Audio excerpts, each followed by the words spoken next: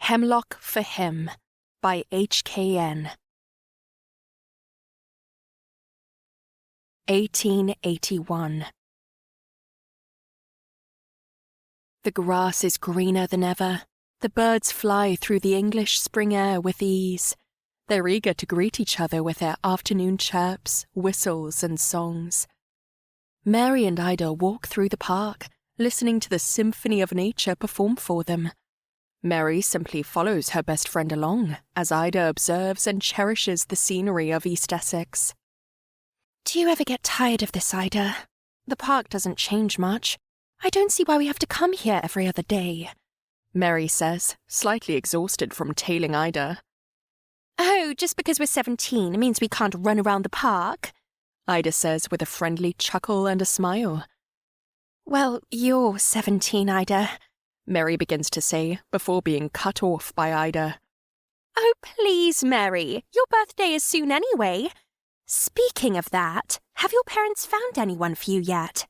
Ida says with a glint of curiosity in her eyes.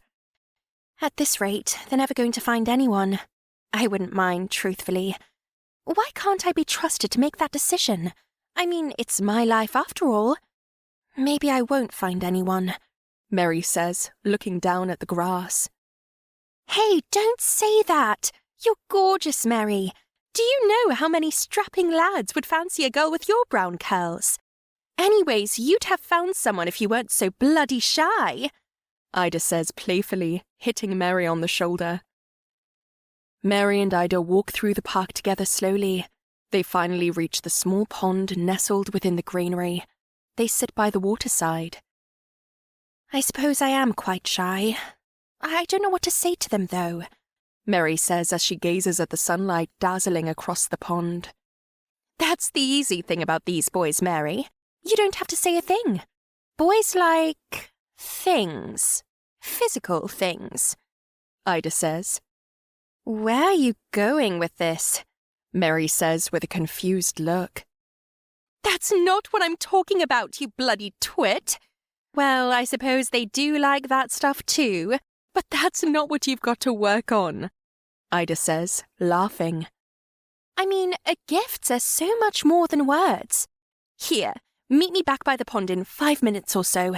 Whoever gets the prettiest flower will surely be the first to marry," Ida says with confidence and a smirk. "Ida, your games keep getting stupider and stupider. But I always seem to win, so you're on," Mary says with a mischievous smile. The two girls run off in opposite directions. They giggle as they search for the biggest, most eye-catching and fine-smelling flower. Mary finds herself in a thicker part of the park. The trees here are twisted and contorted. The grass is slightly more overgrown. "Perfect. You can help me pick out my wedding dress, Ida," Mary thinks to herself. Mary carefully walks through the woods. Branches crunch under her white shoes. Her white socks are speckled with dirt as she moves through the forest with tempered excitement. Mary stops herself in her tracks. She spots dozens of small white petals on a beautifully simple series of slim stalks. Her eyes widen as she's found her prize. A smile stretches across her face as she's potentially won this game of childish fun.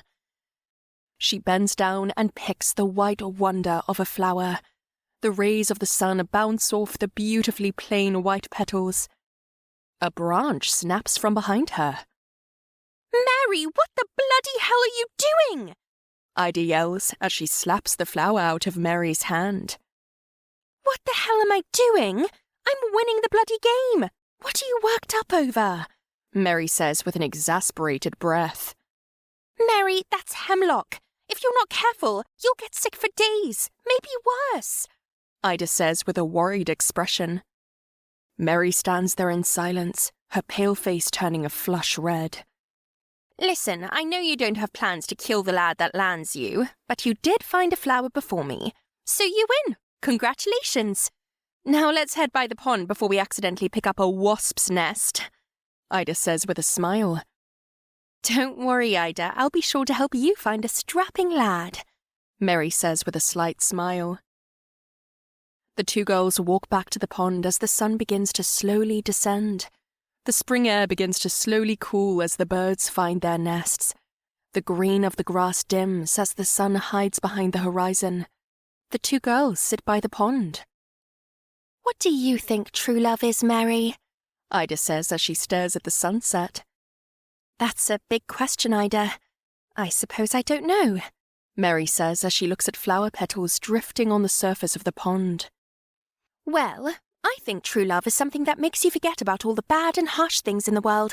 It's finding someone that helps you think about the good." Ida pauses for a breath. "Do you think there'll be lads like that in London, Mary?" Ida says as she looks at Mary. "London? Why would lads in London matter?" Mary says with a furrowed brow. "Mary, my family is moving to London. We're moving tomorrow. Pa says it's best to work at a larger church. More people to help and all that," Ida says as the shimmer of the sunlight on the pond begins to fade. "You're leaving? Will we ever see each other again?" Mary says with a look of grief. "Well, how else are you supposed to help me find a lad?" Ida says with tears in her eyes. The two friends hug as the sun gives way to the moon. The birds chirp and whistle their final tunes of the day. Perhaps the birds in London will sing similar songs. 1883.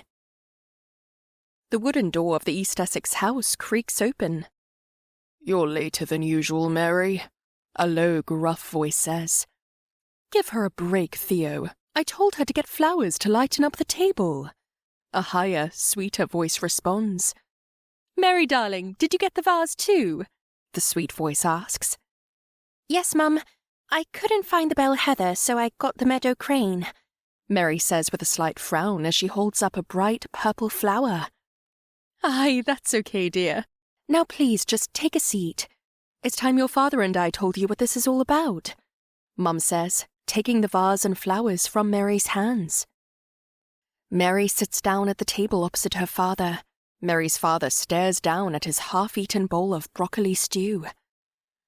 "And I'm done with the bowl," Pa says with a furrowed brow. "Done? You hardly ate a thing," Mum says, looking down at Pa. "I'm done with the bowl," Pa says again to Mum. Mum takes the bowl away and walks back to the table. She sits beside Pa, and they both look across at Mary. "Did somebody die?" Mary says with a puzzled look on her face. "Mary, I wouldn't ask you to pick flowers if someone died," Mum says with a raised eyebrow and a slight smile. "Mary, there's something we must tell you that your mum and I have been putting off for a while now. We found you a boy. Well, a man." Mary's mouth drops ever so slightly. The next few words out of her pa's mouth are completely lost to the void that is her mind. At the current moment, the fate of her world hangs on the decision of her parents. Did they find a good man? Did they find a monster? "His name is Leopold, or Leo. He's Dr. Atkinson's boy. You must have passed him by a few times while walking through the park. He's a fine man and very smart," Mum says, looking at Mary. Leopold Atkinson. Mary has passed him a few times. He's completely careless. The typical schoolboy who walks where he pleases and doesn't give a damn if he walks on the most beautiful sunflower or the thorniest of roses. Leopold Atkinson doesn't care. How could he care for a woman? His father is a doctor. He's the son of a doctor. "How much money do they have?" Mary says, looking at the kitchen table with blank eyes. "Well, dear, it's not about the money," Mum begins to say before being cut off. "Well, of course it is, Mum. What else would it be about? You and Pa just care for yourselves. He's the son of a doctor. Let's give them our daughter so they'll give us their fortune," Mary says, raising her voice. "Watch your mouth now, Mary," Pa says with a cautious tone. "If you cared about me, you'd let me choose who to be with. You'd let me have that one decision in my life, the most important decision, the decision to be with someone forever. You say it's not about the money. Well, it's certainly not about love." You don't know what love is, Pa says with a shout of anger. The air in the room grows cold as Mary's face turns red and Pa's face shows his regret. Mary, you're just a young girl. You don't understand yet. When you're older, you'll look back and thank us for pushing you to do this. You must make sacrifices to ensure you'll have a good life, Mum says with a stern tone. Love should never be a sacrifice, Mary says with a focus in her eyes. Mary gets up from the table and walks into her room and closes the door. What are we going to do? Mum asks Pa. We're going to do nothing. Dr. Atkinson and Leopold are coming over next week. We'll discuss the dowry and that'll be that. They'll be together within the year, Pa says with determination. Mary lies on her bed. She stares out of her window with a look of pure rage created by her parents' inability to let her be her. What can I do? I'm not going to end up like all the other women in loveless marriages. I'm going to get out of this. Maybe I can convince them. Maybe I can just run away. No, I just can't, Mary thinks to herself. Mary's feeling of focus and anger turns to overwhelming hopelessness. She sinks into her bed and drowns her pillow in tears. She has nobody, no Pa and Mum to ask for advice, no Ida to seek solace. She only has herself. Mary has a decision to make. She has to choose whether to rot away in a marriage that was based on nothing but the monetary gain for people who don't love her enough, or to find a way out and become a woman who won't take her current situation as reality. Mary sits up from her sorrow-soaked pillow as she's made her decision. The next day, Mary walks past her parents in the morning without uttering a word. She walks down to the market to clear her head and to think. She passes many vendors. They sold fruit, vegetables, toys and trinkets. The smell of fresh-baked bread clashed with that of sweet, smoking bacon. After a few glances at goods either far too expensive or far too pointless, Mary walks up to a small flower stall. A few other people were there talking to the man at the stall. Mary gazes at the elegant meadowsweets, yarrows and vervain. She then spots another flower. That white wonder, with the sunlight bouncing off the petals. Mary's eyes widened with shock. After the last few customers complete their purchases or walk away empty-handed, Mary quickly strides to the vendor. "Are you selling hemlock?"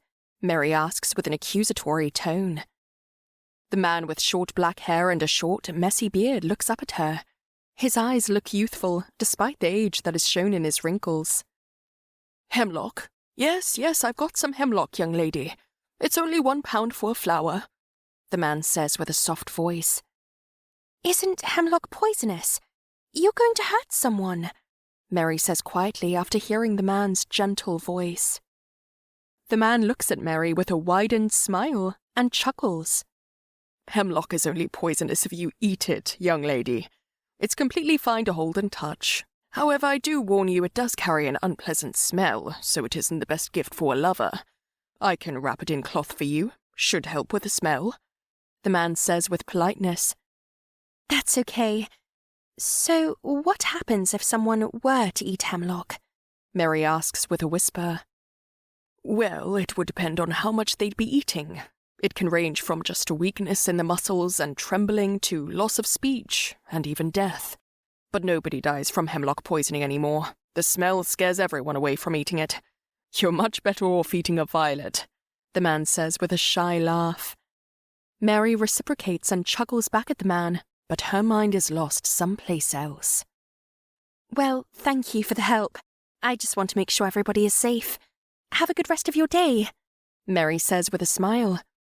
"You too, young lady," the man says before helping another customer. Mary slowly finds her way out of the market. An idea sparks in her mind like lightning across the sky. Could she do that? What if it backfires? What other choice does she have? Mary looks at the beaming sun in the sky and thinks of London. "Is the sun brighter there, Ida?" Mary says under her breath. Mary's shoes touch the emerald grass of the park. She can see the shimmering pond and the twisting trees of the forest. She doesn't come to the park often anymore. "Where are you, White Wonder?" Mary asks herself as she begins her search through the forest. Mary marches through the forest she used to wander with Ida. The wind welcomes her with gentle breezes and swaying trees. The birds sing sincere songs of greeting as Mary recollects her memory of these woods. Mary's eyes widen as she spots it. The White Wonder is tucked behind twisting trees. Its slim green stalks and small, pale white petals shine in the afternoon spring sunlight. Mary sees a small, pungent flower. The hemlock sees a girl who had nothing else to turn to. Mary knelt and picked at the green, thin stems of the hemlock. Mary lifts the flower into the rays of the sun. The sun complements the pungent flower and gives it the quality of beauty lost to time, lost to its vile nature, lost within itself. But Mary has found a purpose for this lost White Wonder.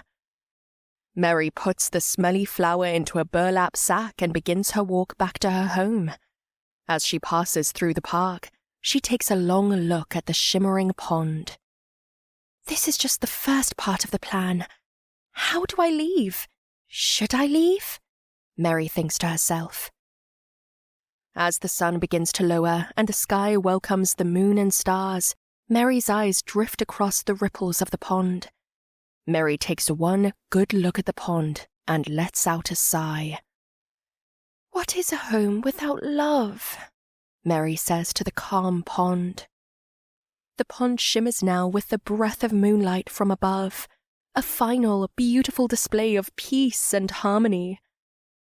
Mary slowly walks through the town and pauses in the center of it. She gazes up and takes a long look at the moon as two birds dance through the air. Mary takes a deep breath and heads back home. Mary creaks the wooden door of the house open and quickly walks to her room. She closes her door and sinks into her bed. Mary awakens to a new day and reaches down to the hemlock tucked away under her bed. The White Wonder peers back at her and observes a girl who's lost all hope. Mary once again tucks the hemlock under her bed and heads to the kitchen to grab a mortar and pestle. This mortar and pestle have been used by Mary's mother to make wholesome garnishes and seasoning. Mother and daughter have two very different purposes for the same tools. Mary begins to tear the petals and stem of the hemlock and places it in the mortar. With a pestle in her hand, Mary looks at the bowl filled with death itself. Thoughts of London cross Mary's mind. Thoughts of marrying the bumbling Leopold cross her mind. Mary's anger and passion drive the pestle down into the mortar. The white petals become one with the thin green stalks of the stem. The pestle presses down again and again with swift, powerful movements. The White Wonder is ground down into small, fine specks of death. "Not too much, just enough to have some time," Mary says to herself as she observes her work. Mary opens the window to her room. The fresh air is a welcome odor compared to the pungent smell of the hemlock. Mary grabs a flower vase and throws the poppies through the window. Mary empties the dangerous contents of the mortar into the empty vase and places it under her bed. Mary returns the mortar and pestle to their rightful home in the kitchen after a proper wash. She then spends the next few days reciting her plan repeatedly in her head. What could go wrong? Will it go wrong? She can't afford it to go wrong. It's all or nothing. Poison the already sick and run from those who sicken you. She would lose everything. Was it worth it for love? In her head, absolutely. The next few days pass like storms. The winds in Mary's mind clash with a hope that the future knows only prolonged beauty. The lightning striking in her mind illuminates the flashes of wonder and true love. The rain will help grow the love into a beautiful, vibrant flower. A flower that houses its roots in empathy and passion for another soul. A flower that could weather any storm, because it knows that the warmth of the sun will make everything better. The sun rises, and the day is upon Mary. In a few short hours, the Atkinson men will be here. Mary rises from her bed and looks around her room. She examines it thoroughly and thinks about the night spent here. While she has a roof over her head and a bed to sleep in, she can't bring herself to think of this place as a home. Mary walks out of her room and sees her mother in the kitchen. "Big day today, Mary. I'll handle the food, but you ought to do something to impress him. Can you prepare the tea, Mary?" Mum asks. "Yes, Mum. They'll be here at noon?" Mary asks quickly. "Yes, noon. They won't be here for too long. Dr. Atkinson has a patient to check this afternoon, but hopefully they won't need long to know you're a great girl," Mum says with a wink and a smile. "Of course, Mum. Did Pa go to the market?" Mary asks as she observes the dining room. "Yes, your Pa went to get them a gift of some sort. I think he's going to try and find a watch for Leo," Mum says while preparing some sort of meat stew. Mary opens an overhead cabinet and pulls out a small teapot. She goes through the motions of making the tea. Her mind constantly thinks about her special ingredient for the brew. Mary wants to get the portion right. She wants the tea to overpower the smell and taste. She wants to buy time. Mary zones out. The front door creaks open. "Honey, look who I ran into at the market, just in time for lunch," Pa says as he holds the door open for the Atkinson men. Dr. Atkinson is a tall man with thin, dark eyebrows. What remains of his hair is short and scruffy. A well-pressed black suit adorns him, and he wears black dress shoes that clack against the wooden floor. Leopold Atkinson's head is covered with messy blonde hair. He must have inherited his height from his father. He too wears a black suit, but didn't take the time to find a tie or button his shirt fully. Mary's eyes widen, and she quickly looks back down to finish her tea. The plan is in motion. Whether that motion ends in disaster or victory is up in the air. "Hello, Dr. Atkinson. It's a pleasure to meet you," Mum says as she places a stew on the kitchen table. "I apologize for our early arrival.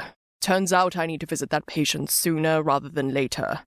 I won't be able to forgive myself for cancelling at the last minute, so here we are," Dr. Atkinson says with a smirk.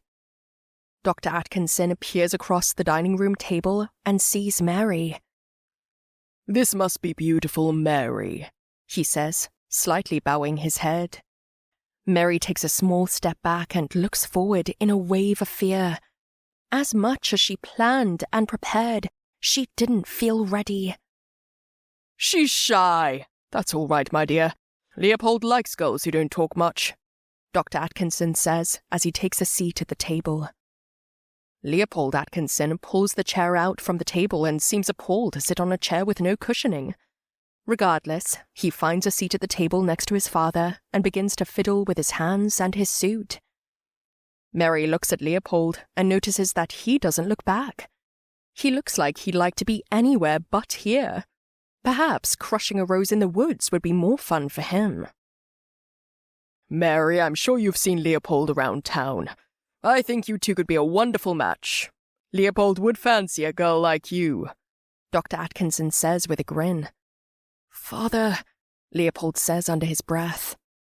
"Don't worry about Leopold. You just got to warm up to him. I think the boy's hungry is all," Dr. Atkinson says, looking at Mum. "The boy must be starving. Mary, why don't we start with the tea and the biscuits?" Mum says. "Yes, Mum," Mary says reactively. Mary has it in her hands. Everything now depends on the contents of the pot. Mary fills 2 cups with White Wonder tea, a special brew for special people. The scent of the special ingredient was lost through the milk and heat of the tea. Mary brings the cup to the Atkinson men. Dr. Atkinson looks at the cup like a wolf looking at a wounded sheep. Mary sets the cups down and walks back to the kitchen. "Mum, I must have portioned the tea wrong. I'm going to make some for the rest of us," Mary says with a breath of eerie calmness. Before Mum can speak, Dr. Atkinson speaks up from the table. "Don't worry about it, Mary. We did come early after all," he says. "That's fine, Mary. Go ahead and take a seat. I'll make the rest of the tea," Mum says as she places freshly made biscuits on the table. Mary puts the smaller teapot back in the cupboard and sits down at the table. The cups in the hands of the Atkinsons slowly begin to ascend. Both Dr. Atkinson and Leopold take sips of the concoction they believe to be simple milk tea. Dr. Atkinson puts the tea down and looks at Mary. Mary's heart stops. Has the doctor discovered the secret ingredient? Is it all over before it even begins? "The tea is wonderful, Mary," Dr. Atkinson says, with a small smile. Mary lets the breath out that she was unknowingly holding in. Now she just has to wait. The rest of the evening goes on as ordinary. Somewhat snide remarks by Dr. Atkinson, while Leopold sits in silence, bored out of his mind. Mary hopes the Hemlock decides to wait before making its presence known, preferably after the Atkinson men leave.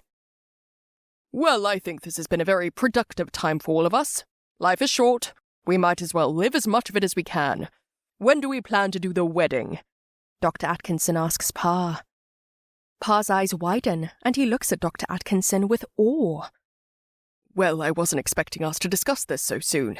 I believe we're ready whenever," Pa says as he looks at Mary's mother. "Of course, whenever works best for you, Dr. Atkinson. You're a busy man after all. We just have to find a dress for Mary," Mum says.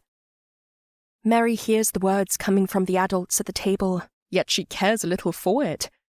If the plan is a success, then this will all matter little to her. However, it stings to hear the two people who are supposed to care for you put their interests ahead of yours. "Well, in that case, perhaps we can speed things along and try to get the wedding set up for next month. The sooner the better. As for the dowry, we have a small cottage the couple can use or sell," Dr. Atkinson says as he checks his watch. It's clear to Mary now that the dear doctor simply sees this as an inconvenience. Perhaps he just wants to get Leopold out of the house. Does the doctor care for anyone? "Next month gives us plenty of time. It also allows the two to get to know each other better, and the dowry sounds pleasant. Isn't that right, Mary?" Pa asks Mary with a chuckle. "Yes, Father," Mary says, looking at the cup of tea in Leopold's hands. "Perfect. Well, I'm sure we can discuss this further as we get closer to the date. Thank you for the biscuits and tea. We'd better get going now. Shouldn't keep that patient waiting," Dr. Atkinson says, getting up from the table. Mary's parents and the Atkinson men say their farewells, leaving Mary's house much quieter. Mary helps her mum clean up. Mary cleans the tea kettle with extra care and attention. Mary and Mum share the sink, washing small plates and cups. "So Leopold seems to be just as shy as you. Seems like a good match," Mum says as she scrubs a cup clean. Mary disconnects from herself. She's leaving all of this house, these parents, East Essex. Mary decides to play her mum's sarcastic games one last time. "Oh, of course, Mum, I can't wait to sit with him in silence and boredom. Fetching him tea will be the highlight of my day," Mary says as she scrubs the crumbs off a plate. "Well, you two have a month to open up to each other. I think it'll be a fruitful relationship," Mum says. "Absolutely, for you and Pa," Mary remarks as she scrubs the last plate clean and heads to her room. Mary locks the door to her room and puts a large satchel on her bed. She begins to fill the satchel with clothes and pounds she's managed to save. Mary places a large, dark blue knitted scarf under her pillow. Mary places the satchel under her bed and crawls under the sheets.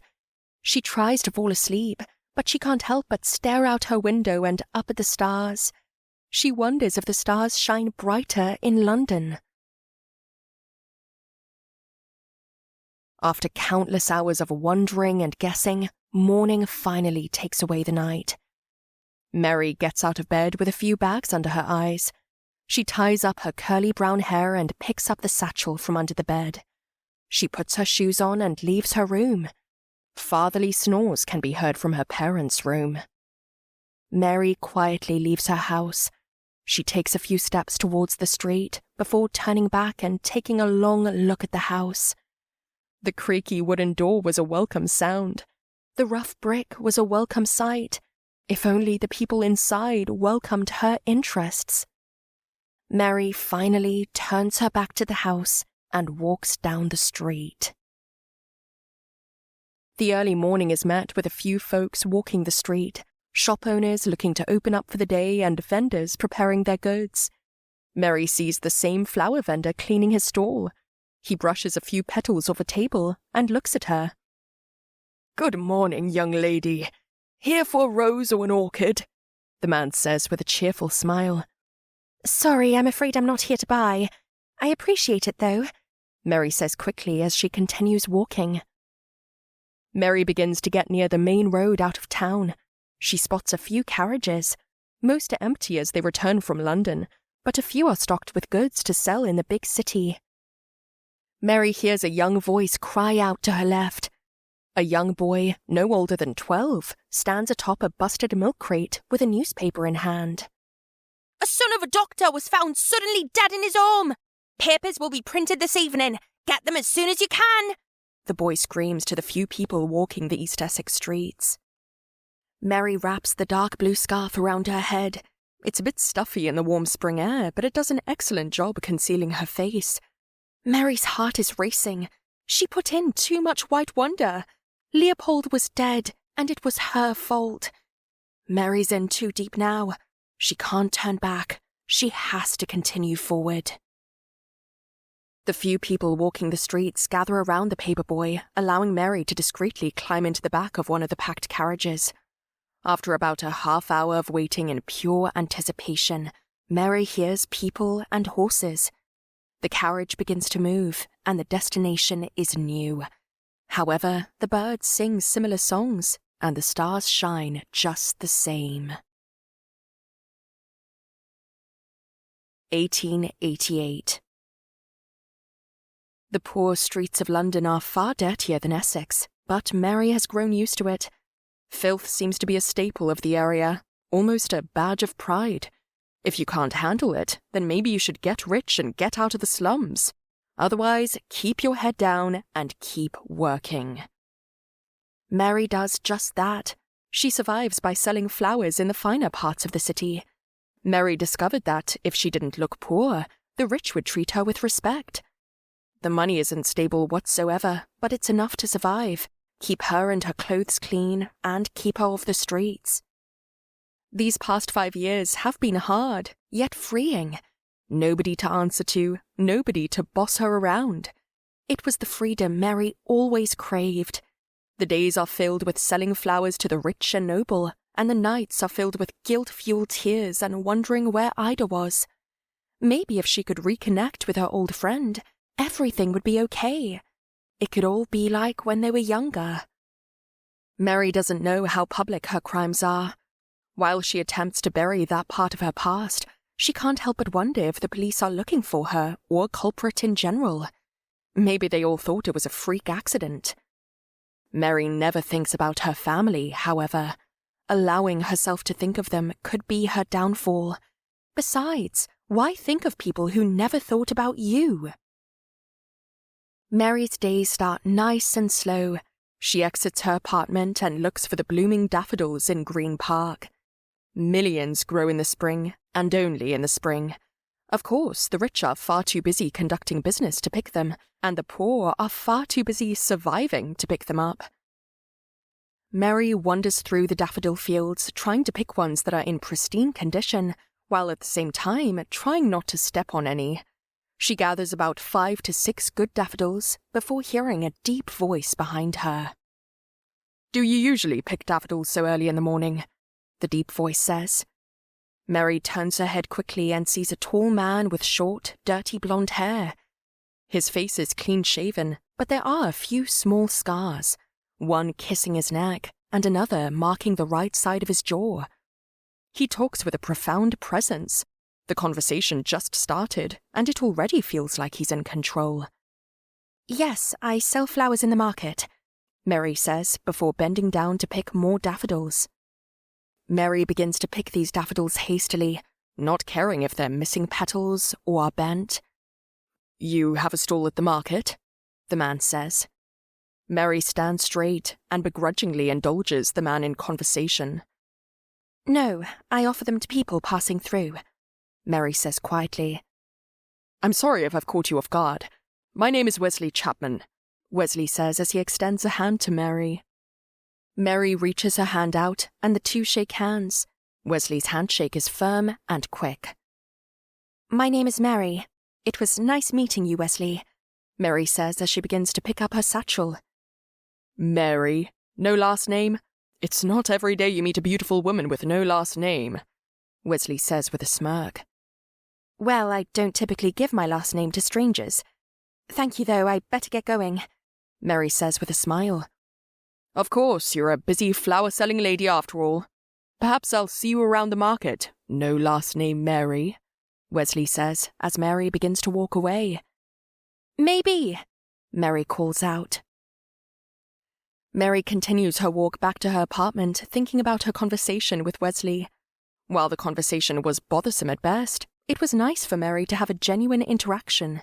An interaction that wasn't a sales pitch for a flower or a simple good morning to a neighbour. Perhaps seeing Wesley at the market wouldn't be too awful. She could at least get him to buy a flower. The afternoon rolled over London. The spring sky was still bright, but the air cooled slightly. Mary's shoes click on the stone sidewalks as she heads to the market. Vendors of all kinds sell things like bags and purses, to butcher's knives and cutlery. The people of London seem to always need something, no matter how mundane it is. From young bachelors buying new shoelaces to ladies buying fancy new bows for their hair. Mary looks around for a man looking to impress a woman, for a husband trying to surprise his wife, for a young boy looking for a gift for his love. After failing to find any of this, Mary rests her legs as she sits on a bench. An old gentleman with a large grey moustache and shiny bald head approaches Mary. "Could I sit here?" the old man asks. "Of course," Mary says as she scoots to the side to give the man more room. "Are those daffodils in your bag for sale?" the old man asks as he stares forward. "Yes, I haven't had much luck selling them today. They're only £1, Mary says, pulling out the daffodils. "Oh, I'm not looking to buy. Sorry," the old man says to Mary with a furrowed brow. "No worries," Mary says quietly as she puts the daffodils back in her satchel. "My wife did the same thing. When I was gone on duty, she would sell flowers around the city. I was always worried about her. The city is dangerous," the old man says with a slight frown. "Well, I can assure you I take proper care of myself," Mary says firmly. "I'm not worried about you, young lady. I'm old now. I understand how vigilant you ladies are. You've got to make a living somehow. My wife would give the flowers to the children for free. She was a kind soul," the old man says as he plays with a pocket watch in his hand. "I'm sure she was a wonderful lady. When did you lose her?" Mary asks with solace in her tone.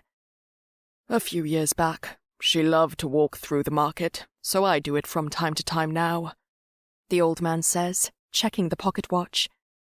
"It's good to do things that remind you of those you lost," Mary says. "Have you lost anyone, young lady?" the old man says with a tincture of disbelief.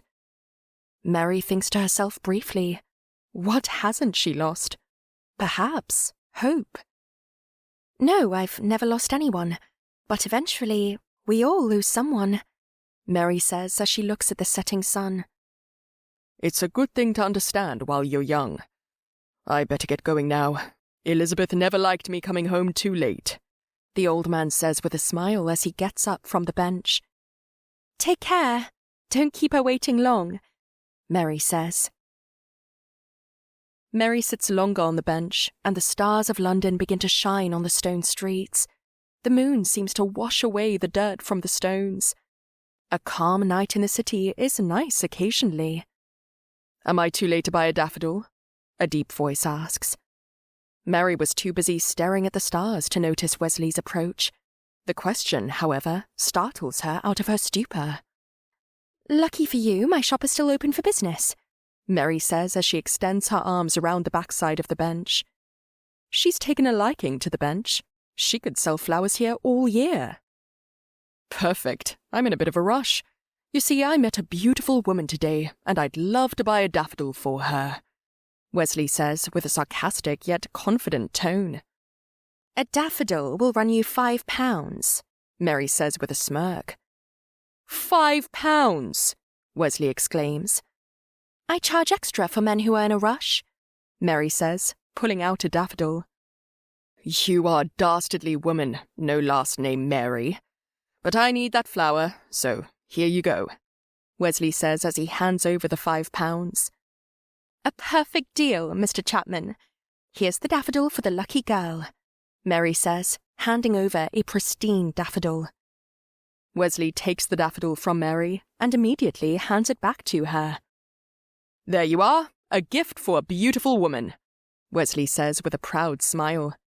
You're very clever, Mr. Chapman, but now I have the flowers and your money, Mary says with a wide smile and blushing cheeks. Well, consider it payment for our date. Maybe you can have me over for dinner, Wesley suggests. What a brilliant plan, Mr. Chapman, having a lady cook for you on the first date, Mary laughs. A worried expression washes over Wesley's face. You're right. Maybe we can go out too. Wesley tries to fix his blunder, but Mary cuts him off. I'm messing with you, Wesley. Here, walk me home so I can show you where to meet me tomorrow night, Mary says. Mary leads Wesley through the dark streets of the West End of London.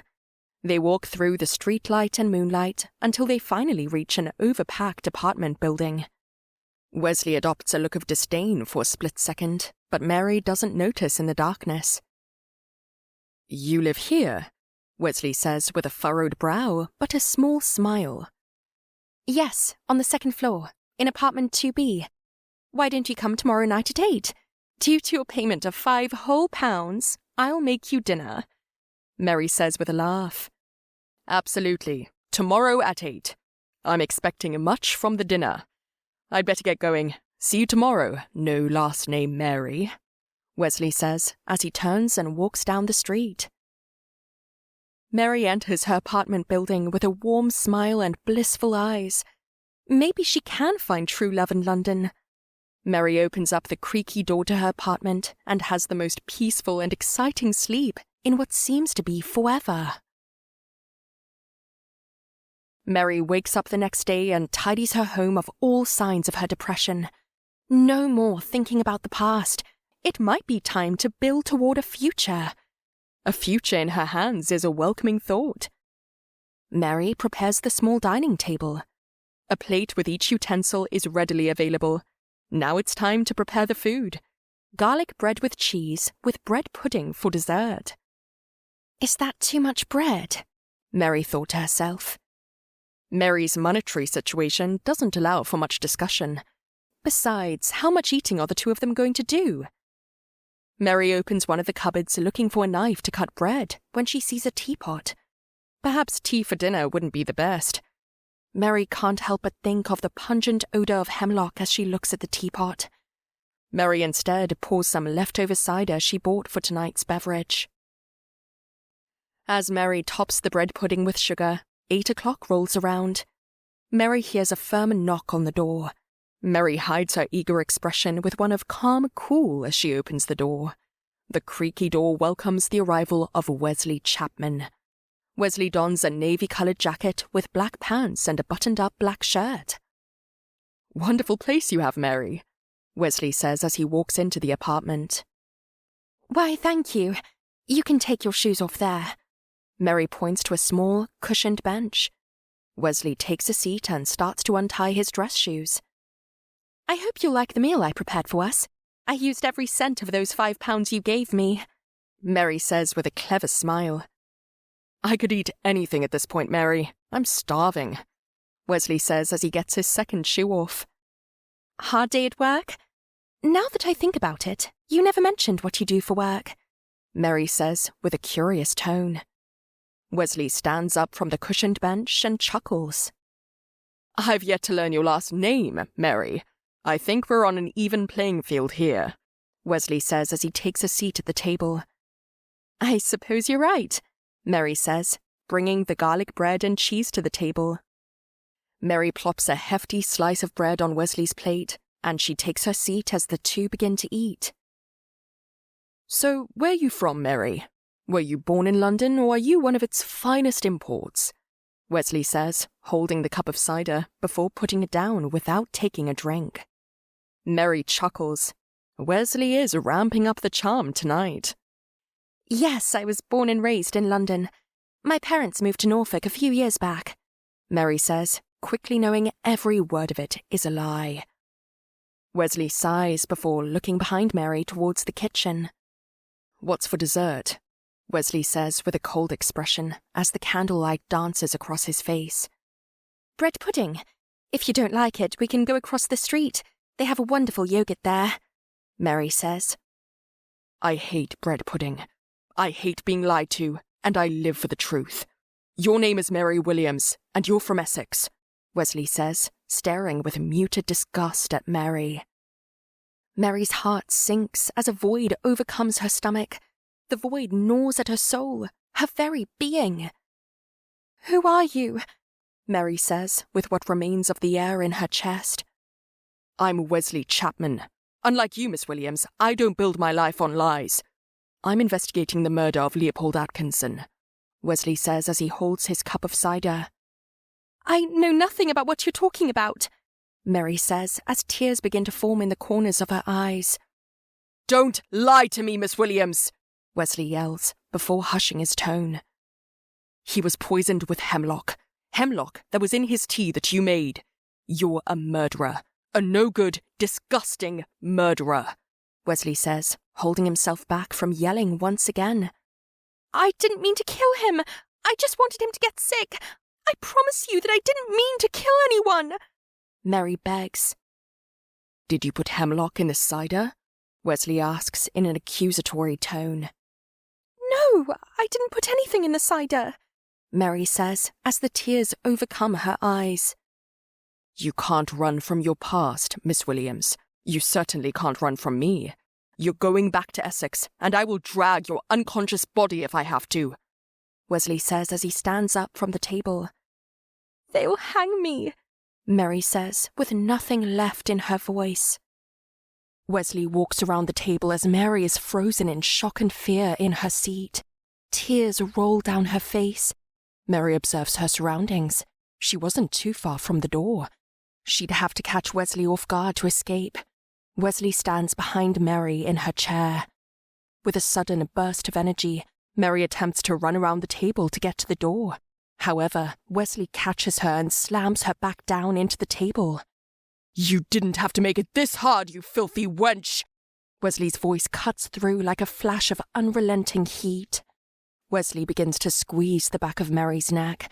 His hands wrap around the sides and his fingers find a dangerous home on her throat. Mary tries to let out a scream, but with all air cut off, she can't produce a single decibel of sound. Mary reaches forward and grabs a plate and throws it back. It flies over Wesley's head and smashes across the floor. Wesley begins to squeeze harder. Stop resisting and have at least an ounce of dignity, bitch! His words alone feel like a branding iron on the skin. Mary reaches across the table once more, and with a knife in hand, she stabs backward blindly. The knife meets flesh. The boa-like grip of Wesley is broken as Mary turns around to see the man gripping the left side of his neck. Mary, overcome with rage, fear, and hopelessness, plunges the knife 2 more times into Wesley's neck. Wesley falls, his back leaning against the kitchen counter as his hands are covered in his crimson essence. The smell of blood begins to cloak the room with a wave of dread. Wesley's hands fall to his side as his soul leaves his body through the wound in his neck. His eyes and mouth open, Wesley Chapman bleeds out in Mary Williams' apartment. The poor streets of London are dirtier than ever. Mary wanders the night streets clean of blood and essence. While she has her soul, she hardly feels alive. Rain clatters against the rooftops of buildings and attempts to splash Mary clean of sin. The rain can't silence the thoughts in Mary's mind. With her satchel, she sits on a bench by a lonely streetlight. Faint singing somewhere rings through the streets. Mary leaves the bench and follows the noise. A small church with beautiful stained glass welcomes Mary to its presence. The door is wide open, and Mary can see children singing as churchgoers sit and listen in dutiful faith. Mary walks into the church and sits in the back row of pew chairs. As the kids begin to reach the crescendo of their tune, she drifts to sleep in an exhausted, desolate haze. "Ma'am, you have to wake up," a gentle voice says. Mary awakens from her somber-fueled slumber. She sees a tall man with short, dark hair. His eyes are deep like spruce. "The service is over. Do you have a place to stay?" the man says as he kneels to hand Mary her satchel. "I don't. I'm sorry. I'll go outside," Mary says, shuddering, still wet from the rain. "Nonsense. It's past midnight. Here, I live very close to the church. You can stay in a guest bed until the morning," the man says with a reassuring tone. Mary doesn't argue with the man. She doesn't care who he is or what could happen. In her mind, she's already a ghost. The walk to the man's home is quiet and dizzy. Mary remembers being peppered by the rain once more, only to be shielded by an umbrella. She falls asleep this time with warmth. Mary wakes up the next day and finds herself in a well-kept bedroom. The end table next to her has a cup of water and some biscuits. She looks across the room to see a green-winged orchid begging for water. Mary gets up from the comforting bed and waters the plant before drinking some for herself. The clothes on Mary's body are not of her own. They are hand-knitted with beautiful woven patterns. While not hers, they fit perfectly. Mary wanders out of the guest room and into the living room. Mary sees a few other flowers that haven't been shown the proper care. She fills her cup with more water from the sink and begins to care for them. As she pours water into the pot of a primrose, she sees a picture resting on a short table. She picks it up and sees the man who helped her at the church, and standing beside him, a woman with a full smile. She looks as if she's laughing in the photo. Mary can hear that laugh simply by gazing at the image. Ida did find a lad.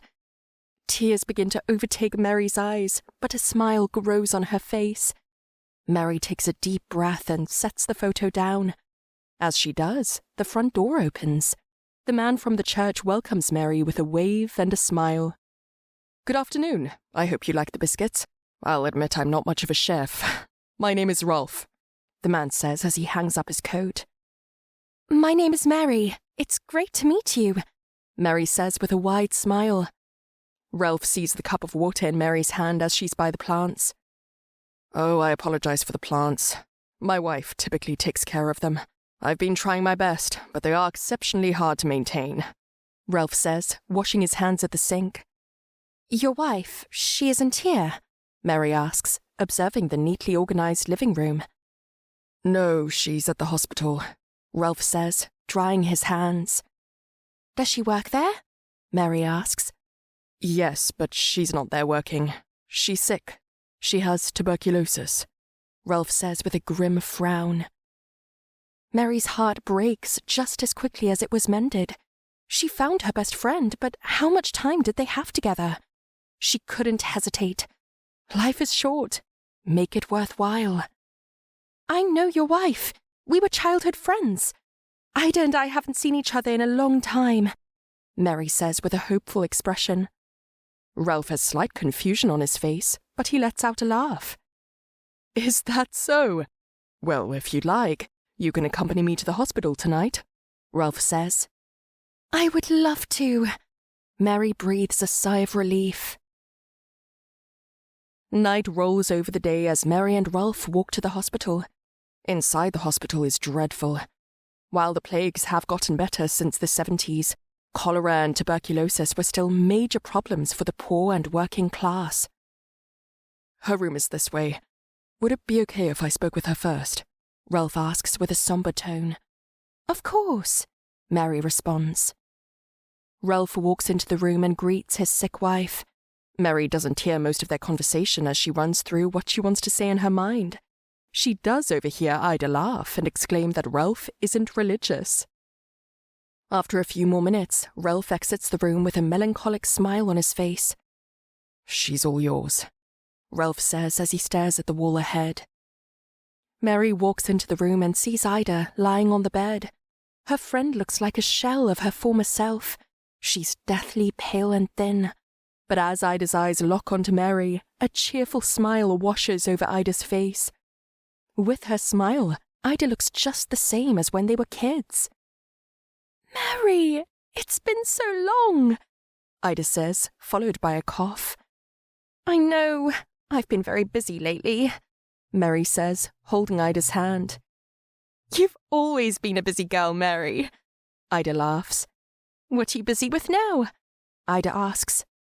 "Life," Mary responds solemnly. "That's the best thing to be busy with," Ida exclaims, with a little cheerfulness she has left. "How has London been? I see that you did find yourself a good London boy," Mary asks, holding back tears. "London is London, Mary. People here are afraid of everything but want nothing more than to live. Ralph is wonderful," Ida remarks with a sparkle in her eye. "Would you say it's better than Essex?" Mary asks, trying to distract herself from her friend's illness. "The birds sing the same songs, the stars shine just the same, but the moon gets blocked by the big buildings. You were always my moon, Mary," Ida says as her face grows tired. "Thank you for everything, Ida. You rest now," Mary says as a tear rolls down her cheek. Ida falls asleep and Mary slowly walks out of the room. Mary hugs Ralph as the two come to terms that the person they love will soon be gone. "What will you do now? I can't have you fall asleep in churches any longer," Ralph says with tired eyes and a warm smile. "I can't stay in London. I'll be okay though. No more churches for me," Mary says, returning the smile. Mary and Ralph leave the hospital and walk down different streets. Mary walks through the heavy rain, clutching her satchel and the umbrella Ralph gave her. She doesn't care where she ends up, as long as it's away. As Mary walks through the damp streets, she sees two children on the sidewalk attempting to cover themselves with newspapers. Mary stops in her tracks and crosses the street to the two children. One of them is maybe a few years older, a boy. The other is a younger girl. They both have dirty blonde hair and blue eyes. Mary extends her umbrella to them. They take it, and the rain can't splatter onto them any longer. Mary opens her satchel and pulls out the bunch of daffodils she picked from Green Park. Luckily, they are still alive. She hands the flowers to the kids. They both take the flowers with smiles, but also confusion. "Sell them!" Mary shouts over the rain. 1899. Mary had grown used to lugging the basket at this point. Even filled to the brim with apples, she didn't mind carrying it around. A job is a job, and Mary, thankfully, had a good one. Picking apples for cider at Over Stratton was a calming job. Not too many people looked for killers in apple orchards. The days in Somerset seem to fly by. In the winters, when the apples go out of season, Mary helps produce the cider that is popularly bought by the locals. A steady, easy life these past 11 years have been. As the nights progress, they are filled with fewer and fewer tears. Hope is still a distant memory, however. Hope died with Ida. Mary could no longer see herself succeeding, nor did she want to. She's content to live as a whisper. The summer air glides across the skin in Somerset. The slight breeze is calming and welcoming for outside work. Autumn draws closer as the days pass. Some of the trees grow too tall for Mary to pick on her own. Mary walks into the mill, hoping for assistance. She sees Ben, the miller's son. Ben typically takes care of the sheep that roam the orchard. Occasionally, when he needs real money, he offers his hand at the coal mine. The work at the coal mine has made Ben a large fellow. While always tall, he's gotten larger over the years due to the strenuous physical labor. Today seemed to be a coal mine day, as Ben was covered in soot. His light brown hair looks black as it's caked in it. You need help with the ladder? Ben asks as he sees Mary. Ben has gotten used to the orchard workers asking him to help steady the ladder for them. It seems he's trying to wash the soot off of his hands. "I've got it. Thank you," Mary says, barely audible. Mary brings the large ladder outside to one of the taller trees in the orchard. She tries to set up the ladder, but the wind is particularly strong today. The ladder precariously rests on uneven soil, but if Mary can reach the top, she can pick the one apple from the top that's been eluding to her. Mary begins to make her ascent on the rickety ladder with a basket in hand. 5 steps up, and Mary begins to feel the ladder tip to the side before being steadied once more. Mary looks down and sees Ben holding the ladder firmly. He's still covered in soot, but his face and hands have been washed clean.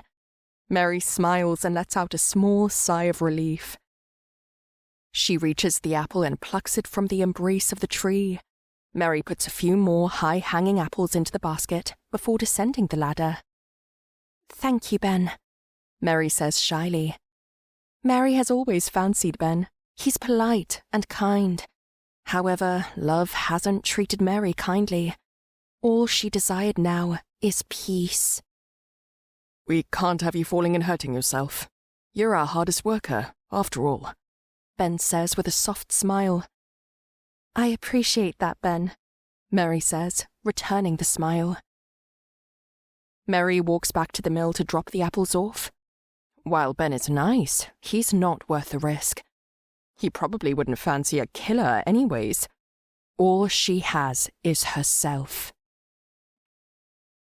As the weeks move forward, Mary and Ben continue to have light conversations during their work. From talking about the weather to discussing Jack the Ripper's identity, the conversations begin to be the light of Mary's days. While short, they remind Mary of having dumb, fun talks with Ida in the park. As winter begins to roll around, Mary begins to harvest fewer apples. Producing the cider is difficult work, and Mary clears her head by going on walks. As Mary walks the cold yet calming woods of Somerset, she observes the natural beauty of the land. Most of the flowers fail to bloom and die in the harsh frost of winter, but Mary spots specks of white in the distance. Snow has yet to fall in Somerset. Mary walks toward the white wonder. Somehow, it perseveres through winter's bite. While the hemlock has caused much pain in Mary's life, she knows that, in the end, it was all her doing. To blame nature would be wrong. The pungent smell of the flower is disturbingly nostalgic for Mary. Mary leaves the woods with one less hemlock plant. The next winter day, Ben finally pulls the trigger. "Would you like to have dinner with me, Mary?" Ben asks as he tries to corral a particularly stubborn sheep to the rest of its herd. The question sends a cold shiver down Mary's spine. Love is fear, and fear is death. "I'm flattered, but we both have plenty of work to do tomorrow," Mary says with red cheeks. Red from the cold and the question. "I understand. If you ever wanted to, let me know. I promise it'll be just us two, no sheep," Ben says with a joking laugh. Love is uncertainty. The uncertainty of knowing another person's intentions. The uncertainty of knowing if it'll ever work. The uncertainty of the future. But Mary is certain of one thing.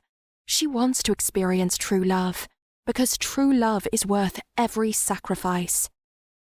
"Well, maybe I could cook for you," Mary says with a breath of confidence. Ben's eyes go wide as he's caught off guard. "You don't have to do that if you don't want—" Ben is cut off. "No, I think dinner would be nice. But with your hard work at the mines, it wouldn't feel right to have you cook for me," Mary says, petting one of the sheep. "That's sweet of you, Mary. I'll be at your place tomorrow?" Ben asks with a smile. "Yes, tomorrow night. 8 o'clock. Don't be late," Mary says before walking to her cottage.